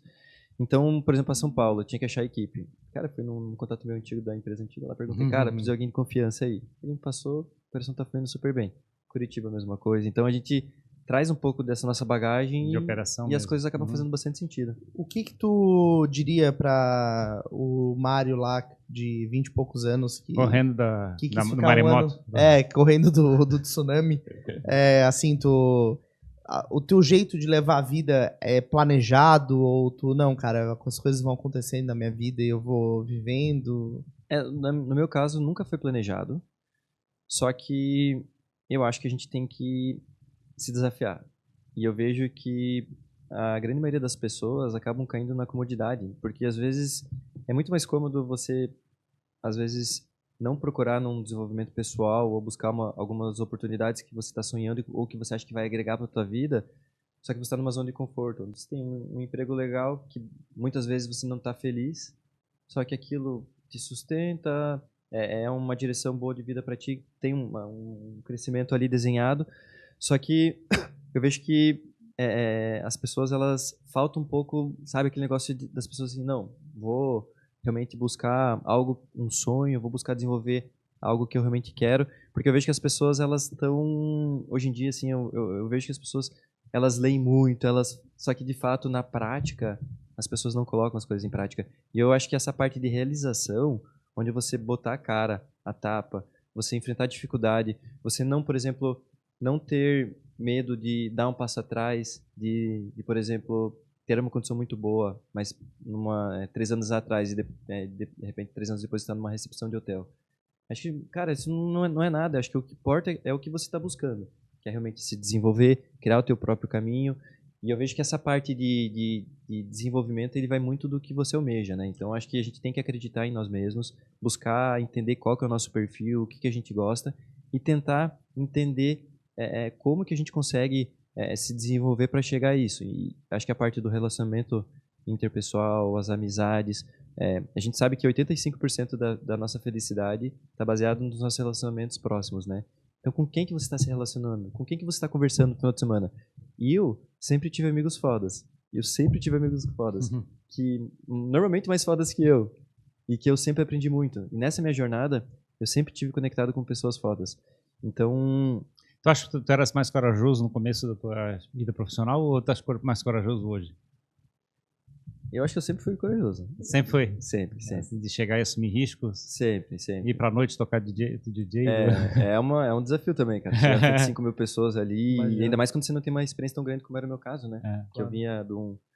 Mas eu acho que realmente essa parte do desenvolvimento da pessoa almejar... Estar em lugares que a régua esteja mais alta. Assim. Isso, e realizar, cara. Porque eu vejo que hoje a gente precisa de realizador. Não só de não só de pessoas que pensem, porque eu Mas vejo... executem. E tem esse lado que você falou ali a respeito do, como é que é, de, vou chegar e vou ficar trabalhando na recepção do hotel, não tem problema. Tipo, a coisa não estava redonda, vamos dizer assim, naquela época. E diz assim, Isso. cara, mas é uma forma de começar. É uma de forma, fazer. daí eu já começo a ganhar um dinheiro, já começo a me conectar com pessoas, É. e a partir daqui a gente vai indo. Só que a gente tem que partir de um início. Então a gente tem que dar esse pontapé inicial. Então a gente tem que... As coisas não caem do céu, né? Não cair do céu. E acho que a gente não pode ter medo. Principalmente, acho que quando as pessoas, por exemplo, pessoas novas que têm um futuro grande pela frente, eu vejo que as pessoas são muito receosas, né? Eu vou errar. Ou vou mudar, mas será que vai dar certo? Cara, você está no momento de se experimentar. Você tem que buscar se conectar com pessoas, entender qual que é o teu perfil. Então, hoje em dia, a gente sabe que a gente tem que tentar identificar coisas que a gente gosta de fazer, porque é isso que vai fazer a gente fazer o negócio com tesão, de prosperar, de estar trabalhando até mais tarde, de trabalhar sábado e domingo e estar mesmo assim motivado, cansado, mas motivado. Então acho que vai muito disso, né? E acho que um ponto bem importante, assim, pessoal, que a gente vem, que acho que é legal a gente destacar, é que a gente vem falando muito hoje, é a parte do ESG, né? Que a gente também, apesar de ser uma empresa pequena, a gente vem olhando muito forte para isso, não de fato só querendo falar e sim tomando ações, né? Hoje a gente vê que as grandes empresas já estão aderindo a isso e a gente sente que tem muito espaço para aderência para realmente as empresas começarem a fazer um pouco da sua parte, né? Pensando naquele negócio da sociedade, do meio que você vive, do impacto como um todo. Não pensar só no impacto do resultado da tua empresa. Mas o meu fluxo de caixa está negativo. Mas... Cara, aquele negócio, se você nunca tomar uma atitude e começar ajudando um pouquinho, né? Então até eu tenho um amigo nosso ali que é o COI do Usina do Hambúrguer, né? Ele já esteve batendo papo com a gente. Já faz um tempinho, mas ele já teve. Eu vi que ele fez um post semana passada falando sobre que eles doam R$1 a cada hambúrguer vendido e tal, né? E daí ele falou que mesmo assim ele estava recebendo algumas mensagens de pessoas assim, pô, mas vocês doam só R$1. E ele falou assim, pô, mas se todo mundo fizesse um pouquinho da sua parte, com certeza a gente estaria em outra realidade. E do nosso lado aqui a gente tem desenvolvido um trabalho muito legal, sabe? A gente tem um trabalho junto com a IESEC, não sei se conhece, que é uma organização ali de pessoas que estão recém entrando na faculdade e tal, estão se desenvolvendo. E eles fazem eles trazem intercambistas de fora, procuram empresas aqui para estar apoiando eles nessas vindas e tudo mais. E aí a gente tem um projeto junto com a Letícia da IESEC. E aí eu tava num dia bem corrido, cara, ela me ligou, eu tava dirigindo. E aí eu falei, não, vou dar atenção, vou me esforçar. Tá cheio de coisa na cabeça. Fiz uma chamada de 40 minutos com ela. E aí no final fechei a parceria com ela. Ela gritou assim, a primeira parceria que eu fecho, que legal, não sei o quê, não sei o quê. E eu via que ela tava, sabe, bem cruzinha assim, mas tipo tentando, esforçada e nervosa. E tantantã. E aí eu fiquei escutando ela, fiquei dando corda, sabe, fiquei entendendo o lado dela. E aí a gente fechou uma parceria. Então hoje a gente tem 2 intercambistas que a gente apoia, que vieram de fora, que estão fazendo uma ação dentro da Procerp, que é uma instituição lá na Pinheira. E, além disso, também a gente está muito forte na parte ambiental. Então, a gente tem hoje sacola com fécula de mandioca ou de papel craft nas lojas. Então, a parte de separação de lixos, os móveis com madeira de reflorestamento. Então, tem algumas ações que a gente vem fazendo. E também, eu acho que o ponto bem legal é que a gente estamos em processo agora onde a gente fizemos nosso inventário de carbono, né? Então, por exemplo, o que é o inventário de carbono? Neutralizar as emissões. Para a gente neutralizar e ser a primeira empresa de mercado autônomo do Brasil a neutralizar totalmente as emissões, né? Então, o que a gente fez? Como que a gente fez esse estudo? A gente fez todo um cálculo, tem uma empresa que está a Bompay, né? Que ela está nos ajudando em toda essa consultoria, onde a gente fez um levantamento, por exemplo, todos os colaboradores, como que eles chegam na empresa, qual que é o meio de transporte, quantos quilômetros que eles moram. Então, vem de ônibus, então é uma conta. Resíduos nas lojas, resíduos no depósito de caixa de papelão, resíduo no nosso escritório, energia. Então, a gente fez todo esse inventário. E ontem, inclusive, a gente teve uma reunião onde a gente já está avançando aí. Acredito que dentro de 2 a 3 meses a gente vai estar com selo verde. E muito legal você poder, por exemplo, uma empresa de varejo que tem transporte de produto, agora já desde cedo poder compensar tudo. E a gente vai compensar ainda com uma ajuda, uma empresa lá que faz compensação na floresta amazônica. Então, cara, é pouco, mas a gente tá olhando e tá buscando fazer o nosso, sabe, a parte de inclusão também dos colaboradores, a gente tá bem aberto a acolher diversidade, então a gente realmente tá olhando, a gente quer ser uma empresa moderna, a gente quer ser uma empresa realmente que venha revolucionar o varejo, a gente se enxerga como uma revolução do varejo, né? Então, até dou um exemplo. Eu tive um tempo atrás na conveniência do posto de gasolina, tem aqui próximo no Itacurubi. E aí eu olho uma conveniência de posto de gasolina, eu olho muito próximo ao nosso negócio, né? E aí eu olhei uma operação onde tinham 2 caixas para pagamento, 2 pessoas, onde tinha 2 pessoas no balcão para servir e tinham 3 pessoas na cozinha, né? E aí eu falei, caramba, né? Acho que dá para otimizar isso. E não de fato otimizando a gente tira emprego das pessoas, porque a gente acaba gerando em outras áreas internamente na empresa. Só que a gente sentiu que é um negócio onde eu estava ali, estava uma pessoa da cozinha berrando com o negócio da frente, e a gente sabe que a dificuldade dos negócios hoje, o que a gente vê? A gente vê Americanas, a gente vê Via Varejo, Casas Bahia, Madeiro, todas as grandes empresas com problemas por causa da eficiência operacional. Por quê? Grandes aluguéis, equipes, muitas pessoas, e as pessoas acabam que pessoas muito operacionais, você tem um giro muito grande, treinar essas pessoas é difícil. Então, a gente enxerga que a gente consegue otimizar isso, entregar uma qualidade na parte do serviço, do nosso totem, da nossa velocidade de venda, e ser, de fato, uma revolução do varejo, sabe? Então, a gente se enxerga muito nessa pegada. Como é que, digamos, o impacto de... quantas pessoas, mais ou menos, deve estar envolvido na operação e todo o negócio? Hoje a gente tem diretamente 14. Tá? Porque a gente tem uma operação onde a gente está iniciando em São Paulo e Curitiba. Então, Curitiba a gente tem uma loja e São Paulo 5, né? Então, dessa mesma maneira, a gente tenta sempre... A parte de logística são terceirizados ou são da vocês? Né? Nossa própria. Só que o que acontece? Por exemplo, a gente tem em São Paulo, por exemplo, por enquanto a gente está só com carro. Entende? Que abastece 5 lojas. Abastece 5 lojas, porque não são todas lojas que abastecem todo dia. E aí você consegue fazer a rota e ajustar a operação. Legal. Então, quantos anos está o desafio? Já está 2 anos? Quanto é que está em quantas quantidade de lojas? O crescimento da operação, você começou com aquele condomínio ali que tinha falado? Em 2 anos e pouco a gente implantou quase 30 lojas. A gente está chegando na marca de 30 lojas agora. E está com a ambição de crescer mais rápido, mais lento? Olha, a nossa ambição agora ela está muito mais para grandes parcerias e players e botar um foco e atenção nisso do que, de fato, volume. A gente está enxergando muito nisso. Só que a gente tem uma meta, por exemplo, dentro de 3 anos, ter em torno de 150 lojas. Então isso... E acaba sendo um volume, né? Claro, imagina, né? Só que tem empresas no nosso segmento que tem 2, 3 mil lojas. Ou seja, só que é franqueado, né? Sim. Então, operar é um pouco mais difícil. É diferente. Me diz uma coisa, o que tu falou da tua visão, da maneira como tu enxerga, assim, a vida, a filosofia que tu tem. Tem alguém que tu se inspira, assim, pessoas ou nomes... Tu falou que tem amigos fodas, assim, que de certa maneira te inspiram imediatamente, mas tem alguém que tu possa citar, ou amigo ou não, ou uma pessoa, um escritor, um autor, Eu, na verdade, eu sempre fui um cara, assim, muito de convívio. E eu sempre fui uma pessoa que absorveu muito o que... Por osmose. Por osmose. Então, realmente, eu idolatro os meus amigos e... Pô, tem o Júlio aqui, que é um cara que era meu sócio no início da Seleto, agora ele saiu porque ele tem uma outra empresa de tecnologia também que está super explodindo, a User, que é inclusive a empresa de um outro sócio que está na Empório Seleto, então a gente está num rolo aí que também é um cara que eu admiro demais. Então a gente tem essas pessoas que estão próximas da gente e que, de fato, são elas que por exemplo, que a gente acaba aprendendo por osmose. O Júlio é um cara que é um cara... Eu olho como ele leva na empresa dele, que é uma empresa que ela está um pouco mais à frente da nossa, eu vejo o tamanho de porrada que ele leva no dia, e eu olho para ele no final do dia, eu vejo ele sereno, ou, por exemplo, a gente está junto, passeando, e eu vejo as coisas acontecendo com ele, aí eu olho para as minhas assim, eu falo, tá fichinha, tá fichinha. Tem problema maior. E eu vejo que ele lida muito bem com tudo, e sempre na base do relacionamento e da transparência. Então, cara, a gente vai vendo, vai pegando isso, o próprio João Pompeu, eu tenho o Pegoraro, um amigo daqui também, que é da Macromac, que é um baita empresário, empreendedor que eu admiro muito, meu pai. Então, acho que essas pessoas próximas, que a gente, os amigos mais próximos também.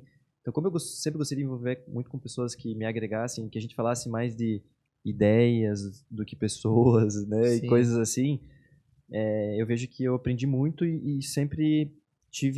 focado Gosta de ler, não? Eu leio, mas eu não tenho... Meu pai lê muito, entende? Eu deveria ter pego essa prática dele, mas eu li muito livro de empreendedorismo, mas hoje em dia não...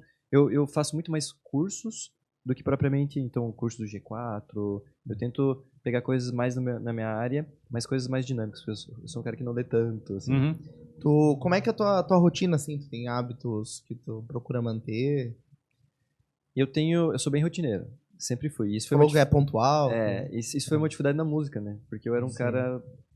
A rotina, ela não bate muito com a música, né? Porque a gente chegava aqui sexta-feira, a gente tinha que sair. Então, um exemplo, saía sexta-feira de manhã, madrugada, mas daí você ia para o aeroporto, fazia conexão, aí Congonhas, aí ia para Campo Grande, e Campo Grande pegava uma van, ia para uma cidade do interior, aí chegava, tomava um banho, esperava um pouco, ia tocar, aí de repente ia pro hotel, esperava o café da manhã, já tinha que sair de novo, daí ia para Maceió, e aí chegava domingo cansado e era muito uma loucura mesmo, cara. E aí, só que eu sempre fui um cara muito rotineiro. E eu hoje sou, e eu vejo que a rotina ela faz muito bem, sabe? Eu acho que cada um tem o seu modo operandi. Tem pessoas que não conseguem ser rotineiras e acho que não tem certo e errado.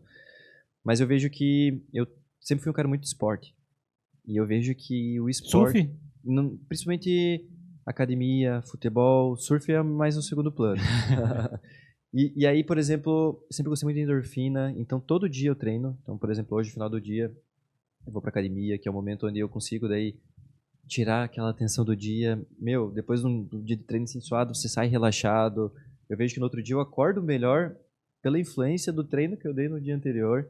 Eu acordo mais motivado, eu acordo com mais energia.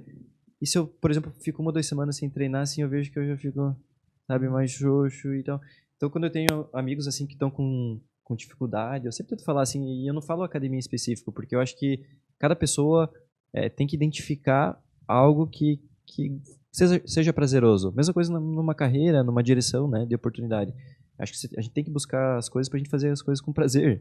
Não adianta a gente fazer coisa por fazer só porque ela dá resultado. Acho que a gente tem que buscar o resultado, mas também, em paralelo, Curtir o que tá fazendo. curtir o que tá fazendo. E aí eu vejo que essa parte de, por exemplo, eu acordo todo dia, 6h30 da manhã, eu tomo meu café, todo dia eu chego às 8 horas na empresa, aí entre 17 e 18 horas eu saio, dou meu treino, aí eu vou pra casa, aí eu vejo alguns vídeos, eu estudo um pouco, então eu tenho uma rotina assim, sou solteiro, então eu tenho uma vida onde fui muito da noite, hoje em dia, cara, chega o final de semana eu quero mais descansar, focar no esporte, dar uma passeada, curtir uma prainha, fazer um churrasquinho. Então muda um pouco também o nosso perfil. Já tô Tá ficando velho. 37 anos já, né? Quase nos 4.0. Show de bola, cara. Pô, muito bom te receber aqui, Mário, conhecer a tua história. Nas suas redes sociais se movimenta bastante, ou se as pessoas quiserem saber sobre a maneira como tu lida com o teu dia, ou mesmo do teu negócio, onde é que a gente pode encontrar? Olha, fala os arrobas aí. Isso. O arroba do negócio é @Empório Seleto, com 2 T's. Empório Seleto. E o meu pessoal, como eu tinha uma vida pública muito exposta, eu acabei falando, cara, vou agora, sabe, Sim, se resguardar me resguardar um pouco. Então hoje eu tenho o meu Instagram também, Mário G. Camargo, mas eu tô com ele fechado, eu costumo mais para famílias, amigos, as pessoas que eu já criei um laço. Então, prefiro ser um pouco mais low profile, né? Então, Sim. Mas LinkedIn tu tens ainda, apesar de estar tem, todo... LinkedIn sim. LinkedIn é uma ferramenta que a gente sabe que Vai pro business. empreendedor aí, não tem E que... tu não pretende em nenhum momento voltar pra música, assim, fazer uma outra temporada? Então, assim, a música que eu vejo Ibiza, assim... vamos pra Ibiza. Na Praia do Rosa, antes de iniciar a pandemia, eu fiz uma gigzinha, toquei, mas mais por diversão mesmo, mas não... a responsabilidade que eu tenho no negócio agora, ela não... Não dá pra dividir a atenção, Não dá pra né? dividir, a gente sabe. Então eu tô bem focado aqui no negócio e a música acabou ficando uma coisa mais de lazer e hobby mesmo. Legal. Show de bola, cara. Muito obrigado pela tua vinda aqui, por passar um tempo com a gente, compartilhando a tua visão de mundo. Certamente quem tá acompanhando a gente ali vai poder aproveitar isso bastante. Passamos do horário. É isso aí, fizemos bastante, né? Falamos bastante. Falamos bastante. Obrigado a você que acompanhou mais esse episódio aqui no Jogando Pra Plateia, né? Que tá curtindo com a gente todos esses convidados, todas essas histórias. Agradecer aos nossos apoiadores, ao Lead Santa Catarina, ao Davi Paz Lima, à doutora Rebeca Heinz e também ao Danco Música, Gastronomia e Drinks. Se você não segue a gente ainda nas redes sociais, faça isso. Você não é um cara Instagram. honesto. Exato. Seja honesto. Seja honesto. Siga a gente. Exatamente, lá são conteúdos selecionados. Então você pode Trocadilhos. se inscrever e aproveitar esses trocadilhos como a gente está fazendo aqui, que a gente distribui aí em vários canais. E escute a gente também por áudio nas principais plataformas, certo, Ferrari? É isso aí, É gente. isso aí, muito obrigado, Obrigado, e até o até mais. próximo episódio do Jogando Pra plateia. Falou, gente. Obrigado. Tchau, tchau. Valeu.